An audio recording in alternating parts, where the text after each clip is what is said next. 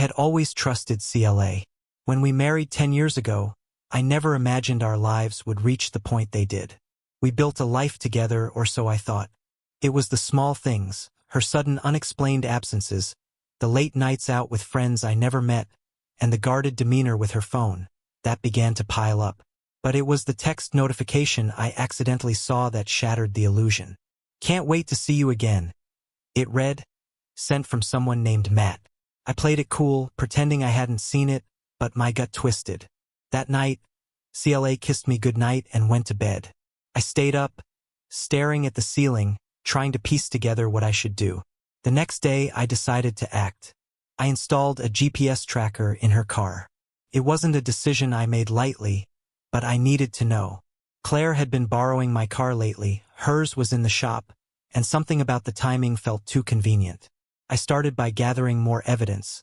Photos, text messages, and even recordings from a voice-activated device I discreetly placed in the car.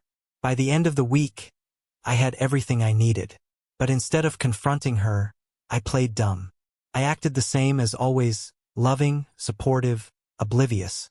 It wasn't easy.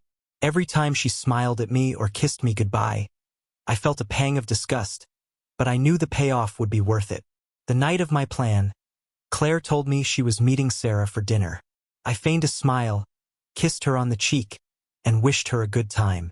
As soon as she left, I grabbed my keys and followed the GPS tracker. Sure enough, she was headed back to the motel.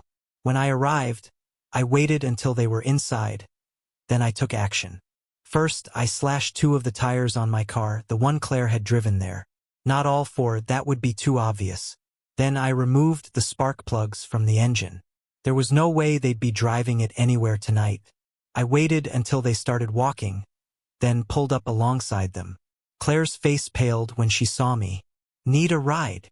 I asked, my voice dripping with mock kindness.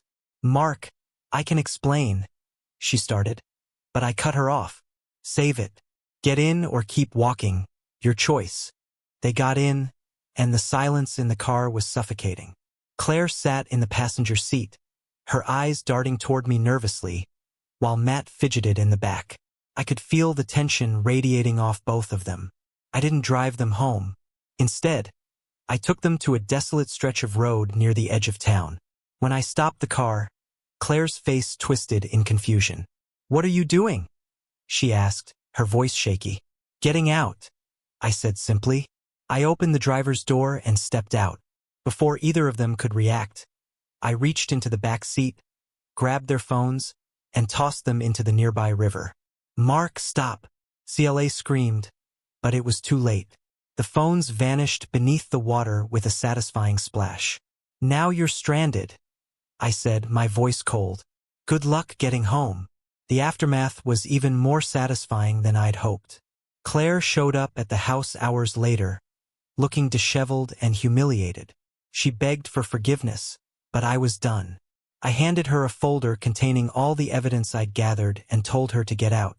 Divorce papers followed soon after. As for Matt, I sent a lovely package to his wife. Yes, he was married too. Inside, I included the photos, the texts, and a handwritten note. "Your husband has been busy. I heard through the grapevine that his wife kicked him out and took him to the cleaners in the divorce. Poetic justice, I'd say. Now, months later, I'm rebuilding my life. It hasn't been easy, but there's a strange peace that comes with knowing I stood up for myself. CLA and Matt's actions didn't break me.